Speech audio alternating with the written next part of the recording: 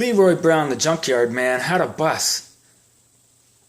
Billy Joe Jacks had gathered a few things from the house, a bottle of some sort of pill, and a bag of grapes, a garbage bag full of grapes. Leroy Brown asked Billy Joe Jacks and Josiah all kinds of questions as they headed back towards the cabin. Billy Joe Jacks didn't say a whole lot, but he did ask, looking around the bus, if Leroy Brown had any plastic. "What for?" said Leroy. "Well, to cover all the seats." "Huh? I don't need any plastic. The seats are just fine," he said. "They're not dirty at all." Billy Joe Jacks decided it was best not to explain. When they got back, it was almost dusk. Leroy Brown waited at the bus. Billy Joe Jacks, the cats, and Josiah split open the grapes and shoved in each one of it a small piece of sleeping pill, Josiah breaking the sleeping pills up and handing them to Billy Joe Jacks. They snuck up to the fence and they tossed the grapes over onto the ground. The turkeys hadn't quite gone up into the trees, which is where turkeys go when they sleep at night, so they quickly pecked up the delicious grapes. Soon Billy Joe Jacks heard the door of the cabin close, and the boys ducked down behind the grass. The cats were already nice and low and dark, so they had no trouble hiding. The men stood next to the fence and watched the turkeys, one by one, fly up into the trees. "Piece of cake," Billy Joe Jacks whispered. Soon all the turkeys were up in the trees. The men went back into the cabin, and after a while the lights in the cabin went out. The boys waited another half hour, then snuck back to the bus. "We're going to need a bunch of those garbage bags." They grabbed 4 cases of black garbage bags, and the 2 boys and Leroy Brown and the cats snuck back and waited outside the fence.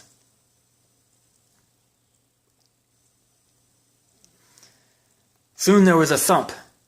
"What was that?" whispered Josiah. It was followed by another thump, and then 3 more thumps. "The turkeys," whispered Billy Joe Jacks. "They're falling asleep." Soon it was raining turkeys. Thumps everywhere, small thuds. Hundreds of turkeys were falling out of the trees. The thumping happened so fast and so much, Billy Joe Jacks started to giggle. He thought waiting for the thumping to end was kind of like waiting for popcorn in the microwave to stop popping so you could turn off the microwave. They waited, and when 1 whole minute went by without a single thump, Billy Joe Jacks whispered, "Now!" And they began hopping over the fence and filling up the bags with turkeys. When they filled up the bags with turkeys, they handed them to Leroy Brown, who ran them back and tossed them into the bus. Soon the bus was full of bags of sleeping turkeys. When the boys had rescued all of the turkeys, the boys and the cats returned to the bus, where Leroy Brown was grumbling and complaining. He couldn't get the bus started. He'd been trying for several minutes. He had the engine hood open, and he kept trying to get the key to make the engine turn over and start working.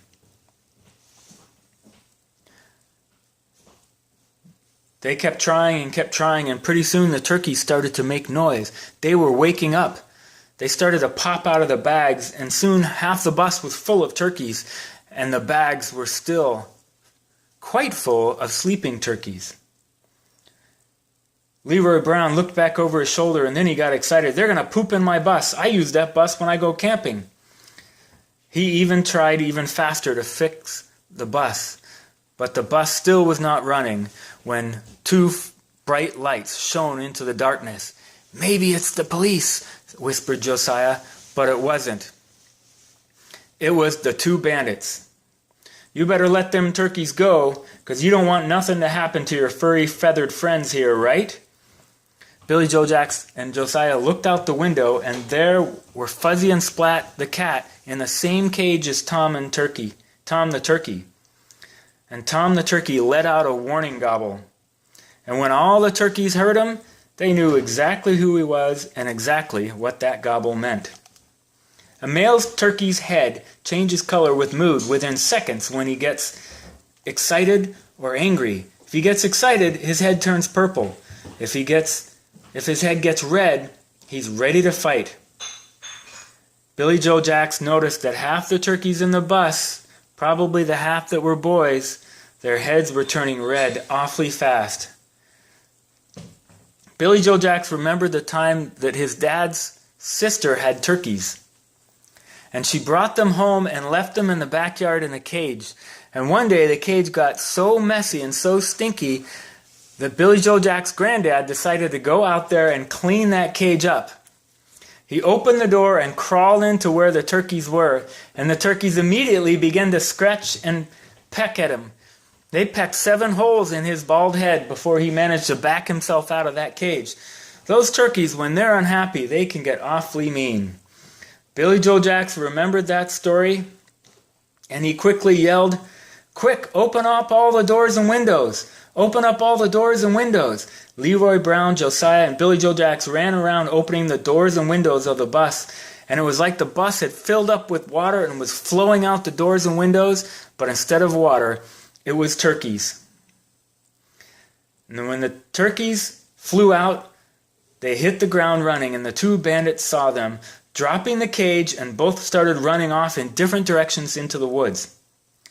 Now, turkeys can fly up to 55 miles for a short ways. They can run 25 miles an hour. In fact, they can even swim. They can memorize up to 1,000 acres of land, and they had no problem chasing and tracking down the 2 bandits. One of the bandits crawled into a hollow log that was open at one end, and he hollowed out from inside that hollow log as the turkeys took turns pecking at his feet, poking each foot out of the open end of the log. The other bandit would have won the pole climbing contest if all the lumberjacks had seen him. How fast he got up into that tree once the turkeys caught up to him, I'm not sure if he knew turkeys could fly, but I'm sure he found out as the turkeys launched themselves at the top of that pine tree at the very spot where he was cowered, holding on to the trunk of the tree. Turkeys bouncing off branches, and the bandit howling like a farm dog that had gotten sprayed by a skunk. The sounds of angry turkeys gobbling came down out of the hills and across the fields, and Farmer Brown had no trouble knowing that that much sound could only come from an awful lot of turkeys, and he sent the chief of police and his deputies racing up the county road toward the squabble of gobbles. "Well," sighed the chief of police, stepping out of his squad car as the 2 deputies rolled up behind him, "Billy Joe Jacks, how does it not surprise me that you're sitting here?" Billy Joe Jacks and Josiah were sitting on a wagon, and sitting next to them were Fuzzy and Splat the cats, and a very content and proud-looking Tom the turkey. Leroy Brown was still fussing with the bus, and from where they all stood, you could easily hear the 2 bandits yelling for help. "I don't suppose you can tell me who orchestrated all these events," said the chief of police, looking straight at Billy Joe Jacks, waving his arm toward the swarms of turkeys close by. "Nothing we had anything really to do with," said Billy Joe Jacks. "Tom the turkey here deserves all the credit," pointing at Tom the turkey, who gobbled proudly. Well, the chief of police and his deputies rounded up the bandits, fixed Leroy Brown's bus, and took all the turkeys back to Farmer Brown's lumberjack hoedown. Farmer Brown, so happy that Billy Joe Jacks had saved the hoedown, announced to everyone there that he was going to give Tom the turkey to Billy Joe Jacks for Thanksgiving. And with that, out Farmer Brown pulled his sharp axe. "Gobble?" whimpered Tom the turkey. "Wait, what? Wait," said Billy Joe Jacks. I'd rather take Tom the turkey just the way he is. You know, start my posse and all." There was a murmur of agreement among the lumberjacks. That seemed like a pretty good idea to them, and to this day there is a big brown turkey that's happy to follow Billy Joe Jacks around anywhere he goes. And for months after that, the newspapers ran the story about how Billy Joe Jacks had saved Farmer Brown's lumberjack hoedown, and the lumberjacks even sang a song about it. The end.